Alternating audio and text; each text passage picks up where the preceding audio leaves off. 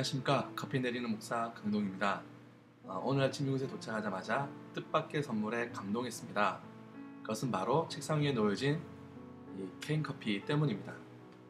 새벽에 피곤하실 텐데 드세요 라고 되어 있네요.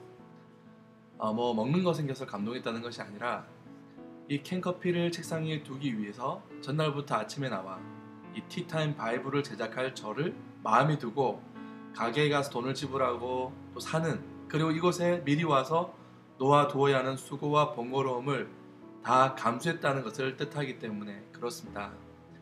누군가가 저를 위해 자신의 삶을 쪼개어 준 것입니다. 감사합니다. 혹 오늘 하루 여러분들도 누군가에게 삶의 작은 일부를 나누는 수고를 해보는 것은 어떨까요? 작은 수고가, 작은 나눔이 누군가에게는 말할 수 없는 위로와 감동이 될 것입니다. 자, 그럼 저와 함께 생명 되신 주님의 말씀을 맛있게 한 모금 하시겠습니다. 자, 오늘의 말씀을 함께 보도록 하겠습니다. 오늘 말씀은 잠언 1장 23절입니다. 같이 한번 읽겠습니다. 나의 책망을 듣고 돌이키라. 보라, 내가 나의 영을 너희에게 부어주며 내 말을 너희에게 보이리라.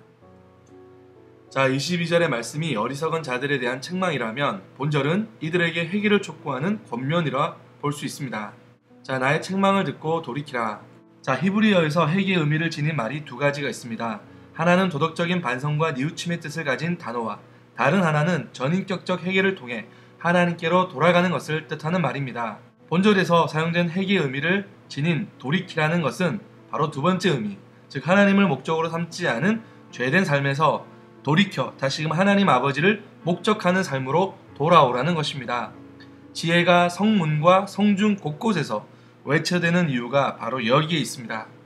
우리는 성경을 통해서 수없이 많은 사람들이 하나님의 말씀을 듣고도 돌이키지 않는 모습을 쉽게 찾아볼 수 있습니다. 돌이키지 않은 가인은 결국 친 아우를 살해하는 기록된 최초의 살인자가 되었습니다. 오랜 세월 동안 거대한 방주를 만들며 돌이키지 않으면 물로 심판하시겠다는 하나님의 다각적 회개의 촉구에도 그들은 돌이키지 않았고 결국 온 세상이 수장당하는 멸망의 세대가 되었습니다. 예수님 당대에도 주님의 말씀을 회개치 않은 종교 지도자들은 결국 자신들이 믿는 하나님을 십자가에 매어다는 참담함의 주인공이 되고 맙니다. 오늘 우리가 회개를 촉구하신 하나님의 말씀을 경시한다면 우리의 삶도 심판하시는 하나님의 매를 피할 수 없을 것입니다. 때 늦은 후에는 가장 어리석은 것입니다. 두 번째, 나의 영을 너희에게, 나의 말을 너희에게. 우리가 회개하고 돌이켜 하나님께로 나아온다면 어떤 일이 생길까요? 하나님께서는 반드시 우리에게 한량없는 위로와 영적 축복을 주시겠다고 약속하십니다. 자, 그러면 영적 축복이란 무엇일까요? 자, 나의 영, 하나님께서는 당신의 영을 우리에게 부어주십니다. 여기서 나의 영이란 영, 정신 등을 의미합니다. 그러므로 나의 영이란 지혜의 영을 말하는 것입니다. 이 세상을 하나님의 시각에서 주님의 마음으로 바라보게 되는 것입니다. 보이리라.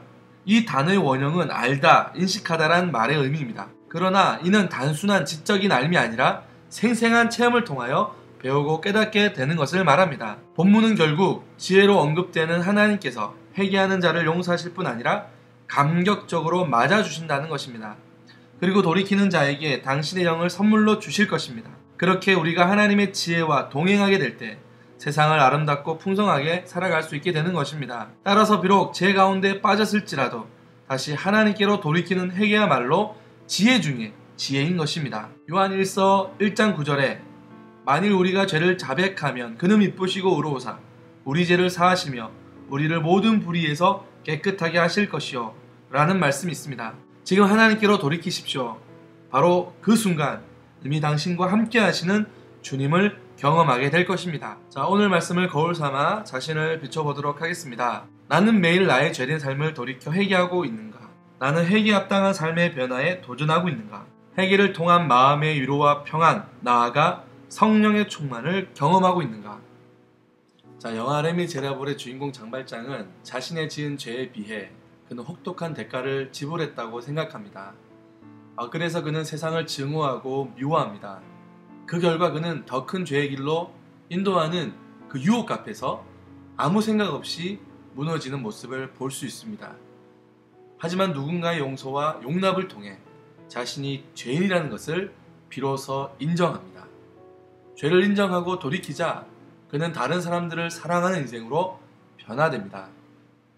오늘 하루 하나님의 말씀 앞에 자신의 욕망을 목적하는 삶에서 하나님을 대망하는 그런 삶으로 돌이키는 축복된 하루가 되시기를 간절히 바랍니다.